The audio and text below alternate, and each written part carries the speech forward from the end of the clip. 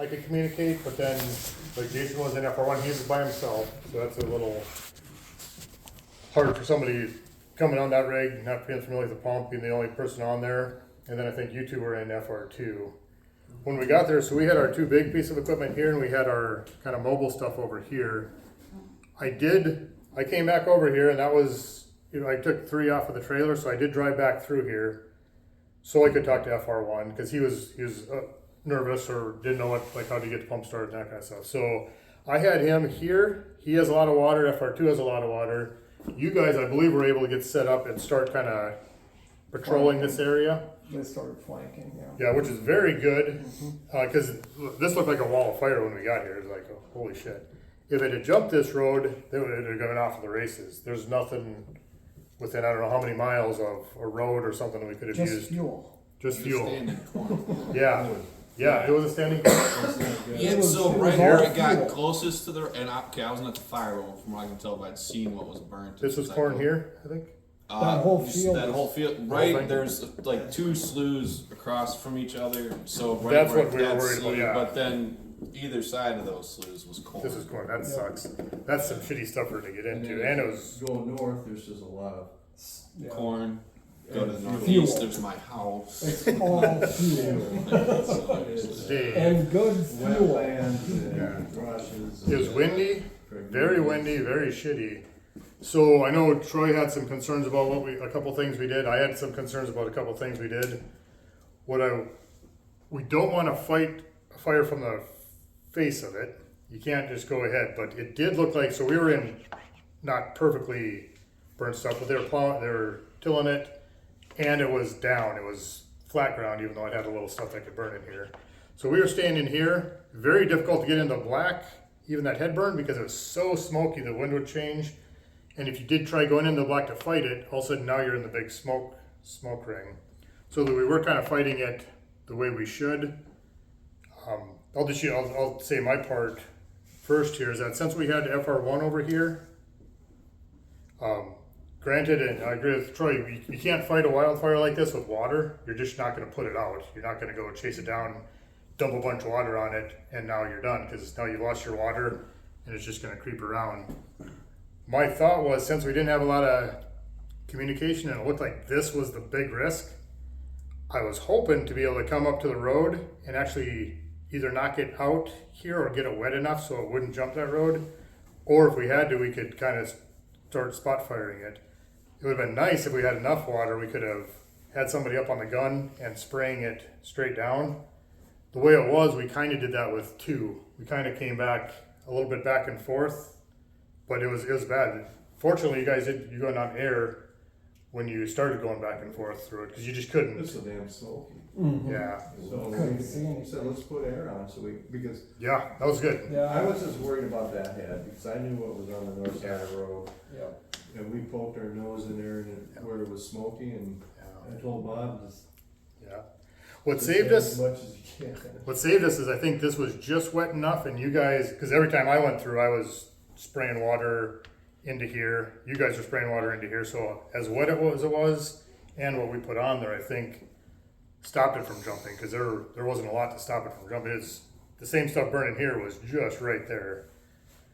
I was trying to radio across every time I was going to go through here, because if we'd have met somebody, I was radioing, okay, I'm coming in from the west, going west to east, or going east to west. And I hope the radio's kind of picked up on some of that, but you had problems with listening on the radio, because you just can't hear that thing. The radio on 2 doesn't work. Yeah. Sometimes it works. When you need it, it doesn't work. We should absolutely then have a mobile in there. Even it's so loud, it's kind of hard to see You anyway. can't hear But, it. No. yeah. There's so much noise in that If you don't have that headset, Yeah, then you can't. you won't. Somebody had a question. Can you plug the headset into a mobile? You can. I have a headset that's in FR1 that you can plug into. We should get one for that then, because if radios are spotty in the cab, plus sometimes you gotta hop out and that kind of stuff. But I think it's really dangerous. We had people. I'll just put these as the trucks. I didn't even want to be on the road. When we were attacking it, we were sort of in the ditch. I didn't wanna be on the road, someone's going through. Yeah. Well, and if you didn't collide, There was Just zero meeting, visibility. even if you stopped, it's like, okay, somebody's gonna back up and you can't see shit. I was okay with going through the pickup as long as I was reasonably clear nobody was there. Because you could kind of see, or at least you could feel that you're on the road. But if you had met somebody, yeah, we'd have been kind of screwed. Coming around this way, unwieldy. I don't think we like. One stayed over here the whole time. Two kind of made passes back and forth, and three, I was coming over here. I was really just trying to focus on this stuff. I wasn't touching this at all. I think with the units we had, like the Columbia and everybody yeah, else. they were all kind of doing this stuff, and since they were disking all the way around here, they were basically. Shouldn't have done that one. There was fire there at some time, but He had that black. yeah. But yeah, they were going back and forth. That was another danger though. That's especially when that smoke changes a couple times, especially if you're in a little Ranger. That's not going to fight much against a disc coming at you. And I've been in them where you're just like, okay, shit, let's go here, and all of a sudden there's a fucking tractor just like right there, and you're normally they're like off to the side and you're kind of safe, but the one time you're not. We've been giving them radios in there, but I think we should figure out how we're going to talk to them a little bit and saying, hey, you're going east to west, tell us when you're coming back and forth or something. But You know, and a guy has to always remember too, I mean, when you're on a scene like this, it's, that's a high pressure scene for those guys in those discs. yeah, They don't think, yeah, I've gotta listen to that radio, cause they don't know that.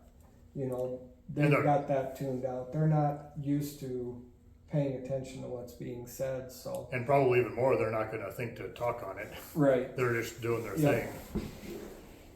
So you know, we have to watch out for them more That than might- anything. It's a tough situation. Maybe just command should be kind of talking back to them every once in a while, just reminding everybody. Well, I've heard that come up like, hey, watch out for the discs or watch out for the equipment. Maybe we should be a little more verbal about that. Well, this was probably the worst command scene performance I've ever been on in a fire. It was terrible. It was hard. We had no radios. Yep. There was, you know, we were trying to Oh run yeah, around, 6. Because you're trying to do it in 6, and 6 didn't have a radio. trying to run around and tell people what to do. The portable that I got didn't work. Yep. Oh, the handheld. Yeah, the handheld wouldn't work. Okay. I don't know what the deal was with the radios. So it Is was. it a bad spot? Is it a It bad can be a bad location? cell phone spot. I don't know if that has anything to do with the radio. One of the things I had issues with. The radio should be all line of sight Check the anyway. antenna. Oh, If it's yeah. untwisted just a little a bit, little loose. Never thought about that. because that whole time, it was when we had the helo landing at the baseball field, Oh, and I couldn't. It was a week or two later, we found the antenna was loose. that's good. Just maybe check all the radios, go and just tighten all the antennas. Never thought about that. One good thing we did have going for us, we didn't need them, but good thing we didn't turn people back, because we had, did we have Hecla there? Yep. We had Columbia Hecla, Columbia, Ellendale, Ellendale. and us. and Frederick. We didn't turn any of them back. By the time we knew what was going on, we could have, but we just didn't know what was going to happen here. And if it had jumped, we'd have We been were in gonna shit. need more than we had. Yeah, but since it didn't, we did have them good. I mean, we got it good and black. We were talking about the weather changing back to from the north, the wind that night. Don was saying that could have been the best thing possible because there's like nothing that way, but still we got it very, very cold and black, I think, before we left. But we did, it is kind of nice to think about that, just making sure we think about turning these people back, not turning them back, turning them loose. Like we got covered. Once we felt comfortable it wasn't going to come here, us in another department, maybe one other one could help mop up. But they were super helpful there. I think communication was okay with those. I didn't see a lot of freelance or I guess a lot of it was just go do what you think you need to do because we couldn't talk. But we should really kind of maybe plan on having that one performing that role a little bit more, because that almost always has a good radio. Well, in this situation, I think the biggest takeaway from this, there's two big takeaways I have. The first one is, if you end up being placed on scene or have command and there's someone there that's more qualified, don't be afraid to turn it over. Don't let pride get in the way or just sometimes thinking, I've got to do this. IC, honestly, should have been turned over to Callie when she was seen there, because she does that for a living. She should have been IC, and that didn't Could be a good happen. call. When she was on that side. She was over here. I should have turned IC over to her immediately when I saw her. Well, by the time She had a radio, mine wasn't working, I had bad communications, I should have gave that to her immediately, asked her to assume that immediately. The other takeaway here off this fire is that we need to do a lot more pump operations with everyone. Everyone here needs to be able to move water. And we can't right now. Everyone here can't move water. Move water the right way. We had water. Yeah. Yeah. We I have thought it got was to work. single L down the count. Yeah, we have got to work on pump operations. I'm gonna take the blame for that one. That was I was trying to get it running for a stretch, and it's like, yeah, pull the cord, and they're like, shit, you don't even see that coming out up there. Mm-hmm. But yeah, that's a good point. I think another thing is when we leave here, we should have at minimum 2 people in FR1. Yeah, Yeah. That's a must. Yeah. yeah. And then. Because he was trying to run the control deal. He called me. He's like, "There's no way I can run this thing by myself." He says, Yeah. "I'm not as talented as you are." That's so once he It's got like, here, I it's knew we tough. had that resource that wasn't going to be used without somebody doing it. So I took off over there, at least got this running, so we had it pumping, and that was the idea. Is that I was hoping we could use it here and just kind of work our way in and just make sure it didn't jump. 'Cause I know you were saying we don't want to use water, and normally, yeah, we would take FR1 and just go down the fire line and dump water into it, but that was my thought. Now, the water that got dumped on the head of that fire was a good thing. That's what kept it from jumping. It was. But when we get into a wildland situation, the main thing we need to try to do is preserve water. When we're sitting so that, our tender is slow, and we didn't have, on scene at that point, we didn't have another tender. We basically had our water supply for large amounts of water. That type of fire, FR1 should have been the water tender. Yes, Because two, at command, can put out Yeah. a lot of fire in a Yeah. fire like that. right. Should be command and to fill up the small rigs. Yep. Because Yep. you get a fire like that, this type of fall, it's dry, you can go anywhere with that thing, and that puts a lot of water down. And that's more accurate in other ways too, because FR1 is not an off-road vehicle. Yeah. No. It You, also- you can not use it to an off-road extent, vehicle. but it's Yeah, you gotta be careful with It You it. would've can been do a lot perfect of for the road, cleanup with it. Mhm. but I would have been nervous. I mean, it was smoky. I Yeah, drove I through, mean- I followed Dan through there and you couldn't see shit. I pulled you were- over and stopped a couple times. Oh, really? It was getting hot. Well, you were in the side by I side, was so in you were the in the side. smoke. I was at in least, front, and it was a little bit hot. I could at least take a break and watch through the windows, and I'm not blinded by it. But yeah, in the That was side by side. not. Wally and I got through there and we looked at each other and we were like, that Should was not have stupid. done it. I There went was- all the way around to get to the other side. Something like anything. Probably should have had a siren blaring. Yeah. Well, he didn't have a siren though. Oh yeah. No, we did get it by that time. Oh, yeah. Actually, Oh, you we did by turned it then? on. Yeah. We flipped the switch, and then all of a sudden the lights and the sirens and the radios crackling. How did that new high pressure pump work? We didn't use that on this one. I don't think we used it on this one. It's awesome. Oh yeah, I did. Yeah. But me and Kaylee, I was just holding it out the window, and as I was driving through, I was just spraying it down in.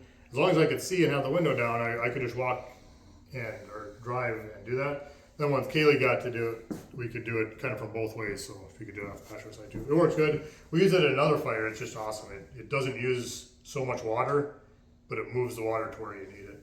That was so windy, that 1.25 inch line on FR2, downwind, you could Spray shoot forever. 100 feet, but into the wind, it wouldn't go more than directly below the truck. Oh, yeah. It would not project enough. Well, that's where you needed it too. You needed it that I direction. opened up the nozzle, so I was playing around with it at that dump. I went to check the dump, and you opened it all the way up. It throws water. Into Up the to- wind. It wasn't open enough. It was like half. The veil was out. Yeah, but It's there's got a- It's an adjustable Twist. nozzle. There's a Volume. twistable flow, and that was barely half. Well, maybe that's If you did it full, it was a lot of water. maybe that's why, because you guys were running it for quite a while, and you were only like at a half a tank, so it didn't use that much water, but you got a lot of water out there. But And that's another thing we need to train on is nozzles. Because all of these nozzles do adjust for volume, gallons per minute that you put out of the nozzle and adjusting our stream. We need to do some training on, what do we use for this? What do we use for a stream? Do we want a direct stream? Do we want a fan? When do we use a fan stream? When do we use a direct stream? And our gallons per minute, our flow. We need to do more training on that. yeah, pumps. I think what I'd like to do is get a little cheat sheet for FR1, because it's really, if you get it down and once you're familiar with it, you just have a little bit of a reference. It's really tank to pump, recirc, pump on, and then you hit the preset, and then you got water going. But we'll do a few nights. I think what I want to do, and it's too late now really, but get out there and actually move water, like spray it. We might have another, if we do have another nice night where we can do that before winter, we should do it. We've all got bunker gear that's warm enough, Yeah, that's true. Yeah, because it's going to be just as important in the winter, because when it gets structures and stuff, we really need it. Yeah. Yeah, that's good.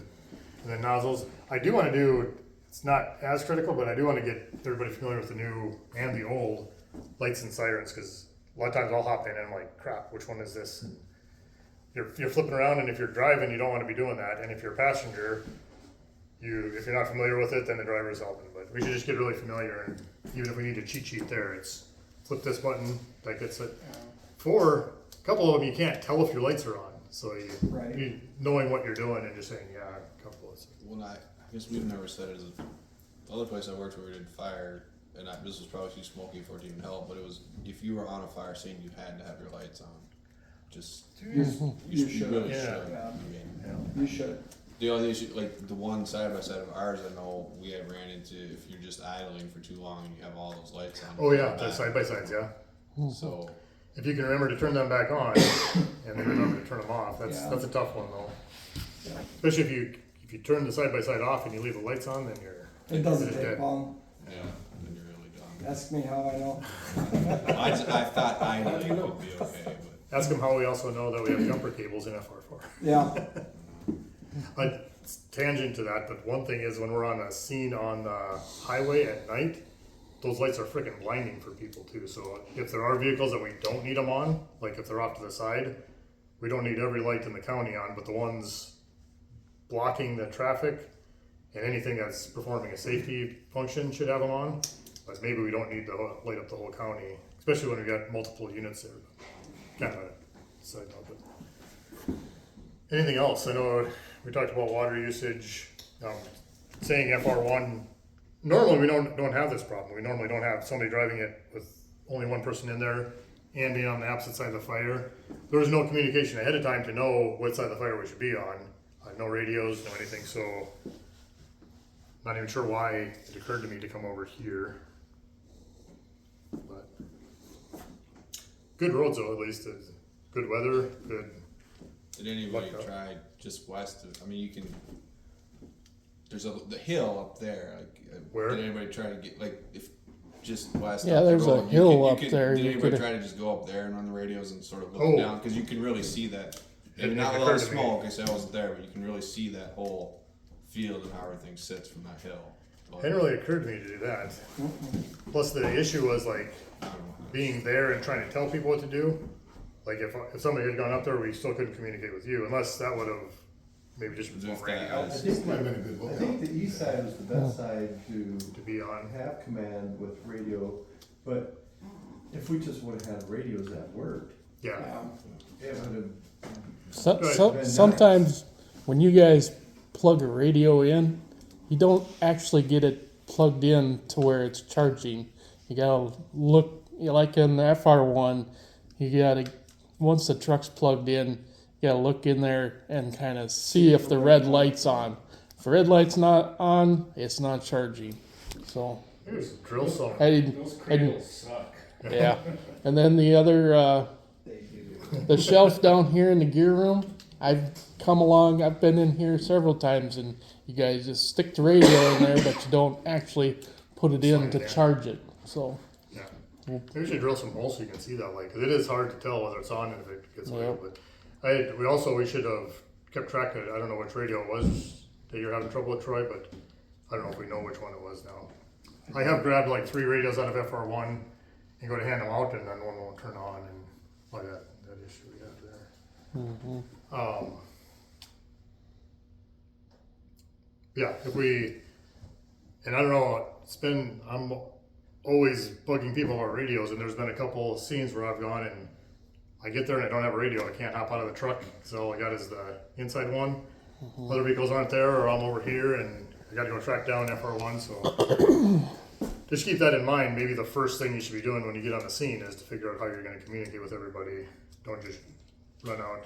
And honestly, those side by sides, they got the radio there, but you should have a mobile with you too. I think, unless anybody disagrees, because if you gotta hop out, because you can't hear what people are calling for talking to you, and you don't want to yell over the wheeler. Yeah.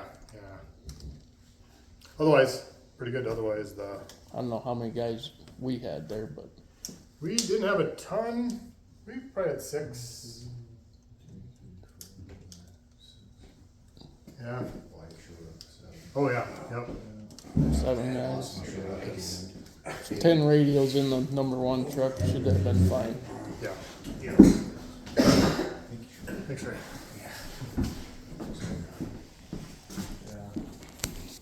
We didn't have any other fire calls that I can think of, but this was one we wanted to kind of talk through.